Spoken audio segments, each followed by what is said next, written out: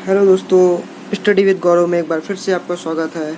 मैं गौरव त्रिपाठी आपके साथ एक बार फिर से ईवीएस की क्वेश्चन सीरीज लेके आ गया हूँ। जैसे कि कल हमने पढ़ाया था पार्ट 1 इसका चैप्टर 2 का इकोलॉजी एंड इकोसिस्टम का। कल 15 क्वेश्चन हो गए थे। आज इसके आगे कुछ और इम्पोर्टेंट क्वेश्चन लेके आया हूँ। ये जो क्वेश्चन है दोस्तों इतने इम्पोर्टेंट है कि आप जब इनको देखेंगे तो स्वयं आपको लगेगा कि हाँ ये एग्ज़ाम में आए हुए क्वेश्चन है, क्योंकि जितने भी क्वेश्चन मैंने लिए हुए हैं ये सभी एग्ज़ाम में आए हुए हैं और बार बार रिपीट होते रहते हैं। इन सीरीज को अगर आपने एक बार पूरा पढ़ लिया तो आपको ईवीएस अर्थात पर्यावरण की कहीं से भी कोई सीरीज पढ़ने की ज़रूरत नहीं पड़ेगी और कोई भी बुक पढ़ने की ज़रूरत नहीं पड़ेगी। वेरी इंपॉर्टेंट क्वेश्चन है। तो दोस्तों चलिए शुरू करते हैं। Subscribe to my channel Study with Gaurav for the latest updates. तो दोस्तों आज का जो पहला क्वेश्चन है, पारिस्थितिकी तंत्र अध्ययन की आधारभूत इकाई क्या है। 4 ऑप्शन है, जैविक तंत्र है, अजैविक तंत्र है, पारिस्थितिकी तंत्र है कि इनमें से कोई नहीं। फ्रेंड्स इसका जो सही आंसर है वो है ऑप्शन सी, पारिस्थितिकी तंत्र। Okay friends, most important question है, एग्जाम में आता है, अक्सर पूछा जाता है। ठीक है, रख लीजिएगा। ये जो दोस्तों मैंने सीरीज स्टार्ट की है वेरी मोस्ट इम्पॉर्टेंट है। इसमें मैं आपको हर चैप्टर के लगभग 100 क्वेश्चन बताऊंगा और पूरी इकोलॉजी इन्वायरमेंट का लगभग आपको इसमें 1000 क्वेश्चन मिलेंगे। तो इसकी मैंने जो सीरीज स्टार्ट की है आप इसको देखना बिल्कुल भी ना भूलें। अगर आप मेरे चैनल में नए हैं तो सब्सक्राइब ज़रूर करें और बेल आइकन को ऑन कर दें ताकि आपको लेटेस्ट वीडियो मिलते रहे। थैंक यू दोस्तों। चलिए दोस्तों नेक्स्ट क्वेश्चन चलते हैं। क्वेश्चन नंबर 2 है, पारिस्थितिकी तंत्र का प्रमुख चालक बल किसे माना जाता है। ऑप्शन है पराबैंगनी विकिरण, ऑप्शन बी सौर विकिरण, ऑप्शन सी अवरक्त विकिरण या ऑप्शन डी उपरोक्त सभी। तो इसके फ्रेंड 2 आंसर सही हैं। अगर एग्जाम में ऑप्शन डी ना दिया हो उपरोक्त सभी तो आप इसमें ऑप्शन बी लगाएंगे सौरिक विकिरण, और अगर उपरोक्त सभी भी दिया हो तो आप ऑप्शन डी लगाएंगे। ठीक है फ्रेंड्स, तो अभी फ़िलहाल से अभी तो इसमें जो 4 ऑप्शन है तो इसमें ऑप्शन डी सही होगा, उपरोक्त सभी। और अगर उपरोक्त सभी नहीं दिया तो आप ऑप्शन बी सौरिक विकिरण लगाएंगे। ठीक है दोस्तों, चलिए आज का क्वेश्चन देखते हैं। श्वसन कैसी क्रिया है, उपचायक, अपचायक, नन ऑफ दीज। तो जो हम लोग ब्रीथिंग करते हैं, रेस्पिरेशन लेते हैं, रेस्पिरेटरी सिस्टम जो हमारा है उसमें जो ये प्रोसेस होता है ये एक अपचायक क्रिया है। दिस इज ए अपचायक क्रिया। ओके फ्रेंड्स, क्वेश्चन नंबर 4, एक पेड़ वृक्ष के पारिस्थितिकी तंत्र की संख्या पिरामिड का स्वरूप कैसा होता है। दोस्तों अभी ये लगभग क्वेश्चन नंबर 7 तक ऐसा ही क्वेश्चन है और ये इतने कन्फ्यूजन क्वेश्चन है कि अक्सर लोग इसमें कन्फ्यूज होते हैं कि इसका, क्योंकि इसमें देखिए तालाब भी आएगा, पेड़ भी आएगा, वन भी आएगा, घास भी आएगा, फसल भी आएगा। तो इसमें मैं आपको एक एक करके क्लियर बताऊंगा। इसकी ट्रिक भी एक छोटी सी बता दूंगा कि आपको कभी नहीं भूले। तो इसका क्वेश्चन नंबर जो 4 है फ्रेंड्स, इसका जो सही आंसर है कि एक पेड़ और वृक्ष के पारिस्थितिकी तंत्र की पिरामिड का स्वरूप जो होता है वो उल्टा होता है। ठीक है फ्रेंड्स, अगला है क्वेश्चन नंबर 5, तालाब। एक तालाब के पारिस्थितिकी तंत्र का जीव भार का पिरामिड कैसा होता है। तो इसका जो ऑप्शन ए उल्टा, ऑप्शन बी तिरछा, ऑप्शन सी गोल या ऑप्शन डी सीधा। तो फ्रेंड इसका भी जो सही आंसर है वो ऑप्शन ए उल्टा है। अब आपको इसे कोल रिलेट कैसे करेंगे मैं आपको बता देता हूँ। यहाँ पे वृक्ष पूछा गया है, यहाँ पे तालाब पूछा गया है सॉरी। तो वृक्ष और तालाब में आपको कोरिलेशन ये है कि वृक्ष को बड़ा होने के लिए पानी की जरूरत पड़ती है और पानी कहाँ से मिलेगा, तालाब से मिलेगा। तो वृक्ष और तालाब का जो पिरामिड होगा वो उल्टा होगा। ठीक है फ्रेंड्स, मुझे उम्मीद है कि आपको ये समझ में आ गया होगा। क्वेश्चन नंबर 6 की अगर मैं बात करूँ तो एक वन का पारिस्थितिकी तंत्र का पिरामिड। अब यहाँ पे फॉरेस्ट के बारे में पूछा है कि फॉरेस्ट का पारिस्थितिकी तंत्र का पिरामिड कैसा होगा। तो इसका जो सही आंसर है दोस्तों वो है ऑप्शन बी सीधा। ठीक है, अगला है दोस्तों क्वेश्चन नंबर 7 कि एक घास या फसल घास एक तरह की फसल ही है जो बड़े बड़े चारागाह होते हैं, जो मैदान बने होते हैं, वो एक फसल ही मानी जाती है। तो एक घास या फसल का पारिस्थितिकी तंत्र का पिरामिड कैसा होगा। तो इसका जो सही आंसर दोस्तों वो है ऑप्शन ए सीधा। अब आपको मैं यहाँ बता दूँ कि देखिए यहाँ पे क्वेश्चन नंबर 6 में वन पूछा था, क्वेश्चन नंबर 7 में घास पूछा है।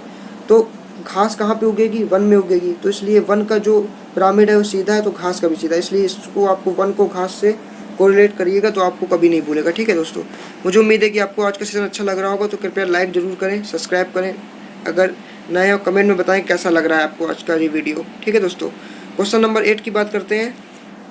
क्वेश्चन नंबर 8 कह रहा है प्रकृति की वह सीमा जिस सीमा तक वह अपने पारिस्थितिकी तंत्र को संतुलित करने का प्रयास करती है क्या कहलाती है। नेचर जो है उसकी भी एक सीमा होती है दोस्तों, क्योंकि हर चीज़ की एक सीमा है। तो ऐसी सीमा जिस सीमा तक वह अपने इकोसिस्टम को बैलेंस करने का प्रयास करती है उसको क्या बोलते हैं। Option a homeostatic, option a homeostatic, option b autostatic, option c heliostatic या ऑप्शन डी होम्योस्टेटिक। तो फ्रेंड इसका जो सही आंसर है वो है ऑप्शन है होम्योस्टेटिक। होम्योस्टेटिक वह सीमा होती है फ्रेंड्स जिसमें होम्योस्टेटिक के अंतर्गत क्या होता है कि प्रकृति जो है अपना जो इकोसिस्टम के अंदर क्या हो गया, जितने भी वनस्पति हैं, जितना भी हमारा जो बायोमास है उस सबको संतुलित करने का प्रयास करती है। तो इसको हम इस टर्म को हम बोलते हैं होम्योस्टेटिक। वेरी मोस्ट इम्पॉर्टेंट, अक्सर ये दोस्तों यूपी पीसीएस में भी पूछा गया है क्वेश्चन। चलिए दोस्तों नेक्स्ट क्वेश्चन की बात करते हैं। क्वेश्चन नंबर 9 कह रहा है एक संतुलित पारिस्थितिकी तंत्र में जीवों की संख्या होती है। एक संतुलित बैलेंस इकोसिस्टम की बात की जा रही है, तो इसमें जो जीवों की संख्या होगी स्थिर होगी, अनुपात से कम होगी, अनुपात से अधिक होगी, इनमें से कोई नहीं। तो फ्रेंड इसका जो सही आंसर है वो है स्थिर। स्थिर क्या होगा, जब कोई चीज़ स्थिर में होगी, स्टेबल होगी, तभी वो चीज़ बैलेंस में आ पाएगी। जैसे अगर हम अपने जीवन की बात करें, अगर हम किसी चीज़ की अति कर देते हैं तो बैलेंस बिगड़ जाता है या उससे कम होता है। जैसे मान लीजिए हमारे शरीर में किसी भी एलिमेंट्स की कमी हो गई, कोई भी विटामिन की कमी हो गई, कोई भी तत्व की कमी हो गई, तो हमारे माल न्यूट्रिशन हो जाता है, कुपोषण की स्थिति उत्पन्न हो जाती है। ऐसे ही हमारे इकोसिस्टम में होता है। इकोसिस्टम में क्या होता है कि जीवों की संख्या अगर अनुपात से कम हो गई तो उसका बैलेंस बिगड़ेगा, अनुपात से अधिक है तब भी बिगड़ेगा, स्थिर होगा तब वो संतुलित अवस्था में आएगी। ठीक है फ्रेंड्स, चलिए नेक्स्ट क्वेश्चन। किस क्रिया द्वारा पृथ्वी से वायुमंडल में नाइट्रोजन गैस मुक्त होती है। किस क्रिया द्वारा प्रकृति में पृथ्वी से वायुमंडल में नाइट्रोजन गैस मुक्त होती है। ऑप्शन ए अमोनीकरण, ऑप्शन बी विनाइट्रीकरण, ऑप्शन सी यूरोफिलिक या option d none of these. तो फ्रेंड इसका जो सही आंसर है वो है ऑप्शन बी विनाइट्रीकरण। विनाइट्रीकरण में क्या होता है, इसमें बोला गया है कि वायुमंडल में नाइट्रोजन गैस मुक्त होना पृथ्वी से। तो विनाइट्रीकरण क्या होता है, जो नाइट्रेट होता है, नाइट्रेट नाइट्रोजन में चेंज होता है। नाइट्रेट की अगर मैं बात करूँ तो NO2 नाइट्रेट, और नाइट्राइट की बात करूँ NO2। ये दो समूह होते हैं फ्रेंड्स, NO3- और NO2-। ये नाइट्राइट और नाइट्रेट नाइट्रोजन में चेंज होकर प्रकृति में नाइट्रोजन के रूप में चले जाते हैं, तो इसे हम बोलते हैं विनाइट्रीकरण। ऑप्शन बी सही है फ्रेंड्स। Okay, next question. समस्त फास्फोरस का कितना प्रतिशत चक्रीय मार्गों में सम्मिलित होता है। वेरी मोस्ट इंपॉर्टेंट क्वेश्चन है फ्रेंड्स, ये वेरी मोस्ट इंपॉर्टेंट क्वेश्चन है,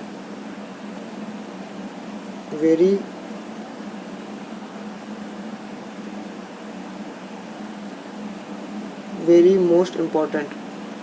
समस्त फास्फोरस कितना प्रतिशत चक्रीय मार्गों में सम्मिलित होता है। तो इसका जो सही ऑप्शन है, ऑप्शन है 25%, ऑप्शन बी 30%, ऑप्शन सी 10% या ऑप्शन डी 15%। इसका जो सही आंसर है दोस्तों वो है ऑप्शन सी 10%।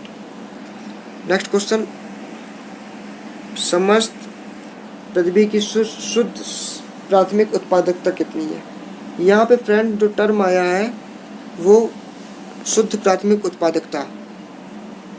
शुद्ध प्राथमिक उत्पादकता, शुद्ध प्राथमिक उत्पादकता को समझने से पहले प्राथमिक उत्पादकता को समझिए क्या है। प्राथमिक उत्पादकता का मतलब होता है फ्रेंड्स, जो हमारा प्राथमिक उपभोक्ता होते हैं, प्राथमिक उपभोक्ता एक निश्चित समय में एक निश्चित इकाई क्षेत्रफल में अपना जो ऊर्जा संचित करते हैं, जो खाना बनाते हैं, जो उनके अंदर ऊर्जा आती है, उसे बोलते हैं प्राथमिक उत्पादकता। ठीक है, और शुद्ध प्राथमिक उत्पादकता का मतलब क्या है, अब जो जितना उनने बायोमास इकट्ठा किया उस बायोमास में कुछ एनर्जी वो शोषण में मुक्त कर देंगे, कुछ एनर्जी वो अपने परिवहन खनिज पदार्थों की संवहन में मुक्त कर देंगे। तो उनके पास जो बचेगा इस मुक्त होने के बाद शोषण वगैरह में, तो उसे बोलेंगे शुद्ध प्राथमिक उत्पादकता। ठीक है, तो क्वेश्चन पूछा गया समस्त पृथ्वी की शुद्ध प्राथमिक उत्पादकता कितनी है। ऑप्शन है 320 ग्राम शुष्क भार प्रति मीटर स्क्वायर प्रति वर्ष, 400 ग्राम प्रति मीटर स्क्वायर प्रति वर्ष, 380 ग्राम प्रति मीटर स्क्वायर प्रति वर्ष या 350 ग्राम प्रति मीटर स्क्वायर प्रति वर्ष। तो फ्रेंड इसका जो सही आंसर है वो है ऑप्शन ए 320 ग्राम शुष्क भार प्रति मीटर स्क्वायर प्रति वर्ष। और आज का पार्ट का दोस्तों लास्ट क्वेश्चन है, कार्बन का जैविक भंडारण होता है, जंतुओं द्वारा होता है, पौधों द्वारा होता है, कवकों द्वारा होता है कि इनमें से कोई नहीं। तो फ्रेंड इसका जो सही आंसर है वो है ऑप्शन बी पौधों द्वारा। तो आज की जी फ्रेंड सीरीज थी 13 क्वेश्चन की। मुझे उम्मीद है कि आपको ये अच्छी लगी होगी।